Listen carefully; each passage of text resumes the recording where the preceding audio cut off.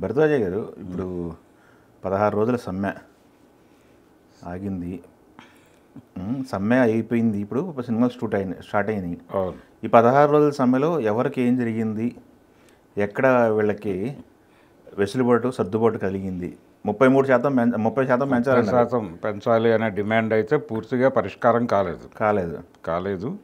అయితే మొదటి సంవత్సరం 15%, ఆ తర్వాత 2% ఇలా ఏవో ఒక లెక్కలు చెప్పారు. తర్వాత సంవత్సరం 5%. తర్వాత కూడా 2 పాయింట్ ఏదో చెప్పారు. ఇలా ఒక ఒప్పందానికి అయితే వచ్చారు మొత్తానికి. అసలు పెంచడమే కుదరదు అని కదా మొదట ఫిక్స్ అయింది. మొత్తం అన్నీ కలిపి 22.5%. 22 పాయింట్ అంటే వాళ్ళకి మ్యాక్సిమం ఒక 8% తప్ప వాళ్ళ సమస్య దాదాపుగా పరిష్కారం అయినట్టుగానే భావించాలి. పూర్తిగా కాదు కానీ 100% కాదు కానీ ఒక మేరకు పరిష్కారం అయితే జరిగింది. అయితే దీనికంటే కూడా ప్రధానమైనది పని గంటల గురించి గొడవ ఒకటి నడుస్తోంది. పని గంటలు అంటే 9 to 9 కాల్ షీట్ అని. ఇంతకుముందు 6 to 6 ఉండేది. అవును. ఇప్పుడు 9 to 9 అనేసరికి ఏం జరుగుతుందంటే నైట్ వాళ్ళు ఇంటికి వెళ్ళేసరికి 12 దాటుతుంది. అంటే 9కి షూటింగ్ ఆపితే అక్కడి నుంచి సర్దుకుని వెళ్ళటానికి అంటే ఆఖరిగా బయటకు వచ్చేది కార్మికుడే. షూటింగ్ స్పాట్ నుంచి వచ్చి వాళ్ళు అవన్నీ కూడా వేరే చోట డెలివరీ చేసి అక్కడి నుంచి ఇంటికి వెళ్ళాలి. అది జరిగేసరికి 12 అవుతుంది. సో వాళ్ళు మార్నింగ్ 9కి అక్కడ స్టార్ట్ అవుతుంది షూట్. 9 to 9 కాల్ షీట్ అంటే 9కి మొదలవుతుందని. 9కి మొదలవుతుందంటే వీళ్ళు 5ంటికి ప్రయాణం మొదలు పెట్టాలి. అంటే 5 to 12 కాల్ షీట్ అవుతుంది వీళ్ళకి యాక్చువల్గా కార్మికులకి. అందుకని దానికి సంబంధించిన వెసులుబాటు గురించి ఒకటి మాట్లాడారు వాళ్ళు. 6 to 6 అయితే ఏం జరుగుతుందంటే వీళ్ళకి 11ంటికల్లా క్లియర్ అవుతారు. ఏదైనా సరే మనకి గంటలు పెరగట్లేదు కదా. అప్పుడు 6 to 6 అన్నా 9 to 9 అన్నా గంటలు పెరగట్లేదు కదా.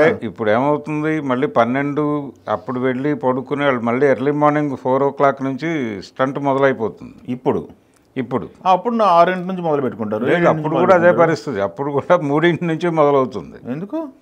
ఎందుకు మొదలవుతుంది? అప్పుడు కూడా వాళ్ళు 6ంటికి అక్కడ ఉండాలి కదా. 6ంటికి ఎట్టుంటారు? ఇప్పుడు 9 to 9 కదా. 9కి ఉంటే సరిపోదు కదా. ఇప్పుడు 9 to 6 రోజుల్లోనేమో 3 గంటలకే బయలుదేరేవాళ్ళు. ఏదైనా పని గంటలు అయితే గంట పెరగట్లా. కాకపోతే ఏంటంటే చేసుకుంటున్నారు. నైట్ నిద్రపోయేటువంటి వెసులుబాటు కొంత ఇబ్బంది అవుతుంది. అందుకని దాన్ని వాళ్ళకి 6 to 6 అయితే కొంచెం కన్వీనియంట్. అదేలేండి, కొంచెం కన్వీనియంట్. ఏదైనప్పటికీ ఇది 12 గంటలుగా కనిపిస్తోంది. ఈ 12 గంటలకి ఇంకో 4 గంటలు జోడించి 16 గంటల పైన. అంటే యాక్చువల్గా ఇది లేబర్ కమిషన్ సిద్ధాంతం ప్రకారం పెడితే 2 కాల్ షీట్లు అవుతుంది. ఈ 2 కాల్ షీట్లని కలిపి ఒక కాల్ షీట్గా మార్చారు. దీని గురించి ఒక చర్చ జరగాల్సిన అవసరం ఉందని చాలామంది మాట్లాడారు.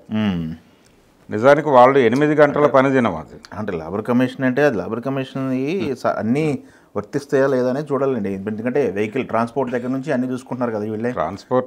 ట్రాన్స్పోర్ట్, ఫుడ్, పని మొదలయ్యేది అక్కడ అయినప్పటికీ వాళ్ళు ఒరిజినల్ కాల్ షీట్ కూడా 9 to 9 అనేసరికి 9కి ఇంటి దగ్గర బయలుదేరితే ఓకే. అది కాదు అక్కడ జరుగుతోంది. అంటే అదొక 3 గంటలు ఇదొక 3 గంటలు కలిపేసి మధ్యలో 8 గంటలు అని చెప్పచ్చు. వాళ్ళు ఫైనల్గా అదే చేస్తారు, కానీ అది జరగదు. ఇప్పుడు కార్పొరేట్ ఆఫీసుల్లో కూడా పని వేళలంటే ఇంటికాడ నుంచి బయలుదేరి నుంచి లెక్క ఎట్లేదు కదా. పంచులు ఎప్పుడు ఆఫీస్లో వచ్చిన దగ్గర నుంచి లెక్క కదా. అఫీషియల్ లెక్క ప్రకారమే 9 to 9 అన్నప్పుడు 12 గంటలు వచ్చేస్తుంది. అది కూడా పెరుగుతోంది. 16 గంటలు తేలుతుంది ఫైనల్గా. అందుకని దానికి సంబంధించిన గొడవ అలాగే ఉంచి లేబర్ కమిషన్ చొరవతో ఇది పరిష్కారం అయింది. ప్రభుత్వం ఇన్వాల్వ్ అవ్వడం వలన క్రెడిట్ ఎవరికి వెళ్తుంది? చిరంజీవి గారు కొంత సర్దుబాటు చేసే ప్రయత్నం చేశారు. బాలకృష్ణ గారిని కలిశారు. ఛాంబర్ వాళ్ళు కాలేదంటారు. అంటే బాలకృష్ణని ప్రొడ్యూసర్లు కలిసి పరిస్థితి చెప్పారు. అయితే చిరంజీవి గారు 2 వైపుల వాదనలు విన్నాడు ఆయన. కార్మికుల వైపు నుంచి వాళ్ళని ఇంటికి పిలిచి కూర్చోబెట్టి వాళ్ళ వాదన విని దానికి సంబంధించి తనకు కలిగినటువంటి అభిప్రాయం ప్రొడ్యూసర్స్కి తెలియజేశాడు ఆయన. అంతవరకే. అయితే సమస్య పరిష్కారానికి సంబంధించి ఒక దిశానిర్దేశం అయితే జరిగింది వాళ్ళ వైపు నుంచి, హీరోల వైపు నుంచి. అయితే ఈ మొత్తం వ్యవహారంలో దీనికి అండర్ కరెంట్గా ఇంకొక లైన్ ప్లే అయింది. అదేంటంటే ప్రధానంగా డిస్కషన్కి వచ్చినటువంటి పాయింట్ ఏంటంటే హీరోలకి విపరీతమైన రెమ్యూనరేషన్లు ఇస్తున్నారు, హీరోలకు 100 కోట్లు ఇస్తున్నారు, మాకు సంవత్సరానికి 10% పెంచడానికి ఎందుకు ఇబ్బంది పడుతున్నారు అనేది ప్రధాన విమర్శగా ముందుకు వచ్చింది. ఈ 16 రోజుల చర్చలో ఎవరు మాట్లాడినా ప్రధానమైన పాయింట్ అదే. దీనివలన ఏం జరుగుతుందంటే నెమ్మదిగా హీరోలు కూడా నెక్స్ట్ టార్గెట్ హీరో అసలు ఇందులోనే అండర్ కరెంట్గా జరిగింది అనేది ఒక ప్రచారం ఉంది. హీరోలను టార్గెట్ చేసి సమ్మె జరిగిందంటారు.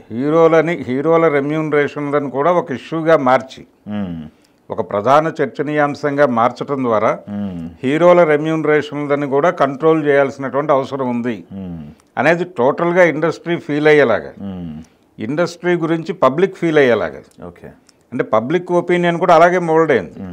సమ్మె గురించి సాధారణ ప్రజలు మాట్లాడిన మాటలు విన్నాం మనం. ఆ మాటల్లో హీరోలకు ఇస్తున్నారు కదా 100 కోట్లు అనే మాట దొర్లింది చాలామంది.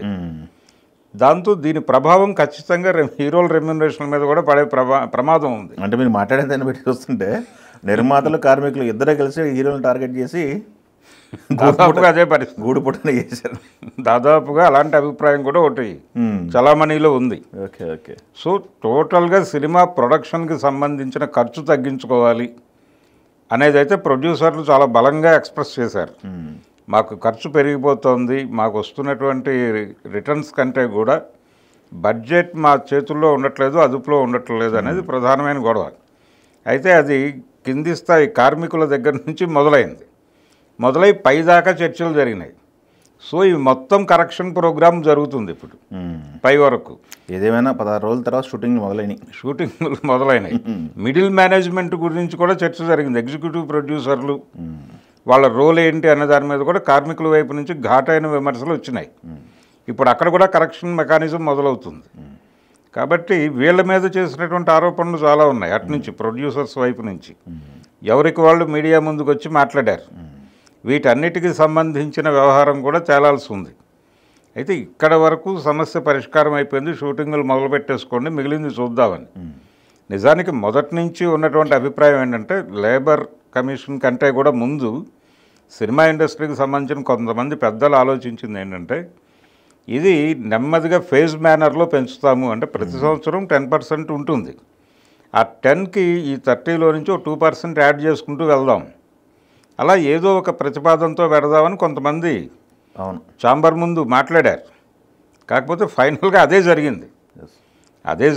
ఇలా సానుకూలంగా పరిష్కారం అయితే జరిగింది. ఇప్పటికి షూటింగులు మొదలైపోయినాయి. కార్మికులు మళ్ళీ పొద్దున్నే కృష్ణానగర్ ప్రాంతాల్లో వెయిటింగు, హడావిడి, వెహికల్స్ మళ్ళీ మొదలైపోయింది. చూద్దాం దీని తాలూకా పర్యవసానాలు. మళ్ళీ ఒక 6 నెలల తర్వాత నిర్మాతలు ఎలాగూ రివ్యూ చేసి మాట్లాడుతూ ఉన్నారు. లేబర్ కమిషన్ కూడా రివ్యూ చేస్తానంది. ఆ రివ్యూ చేసిన తర్వాత ఏం మాట్లాడతారనేది చూసి అప్పుడు మాట్లాడదాం మళ్ళీ. Okay, thank you.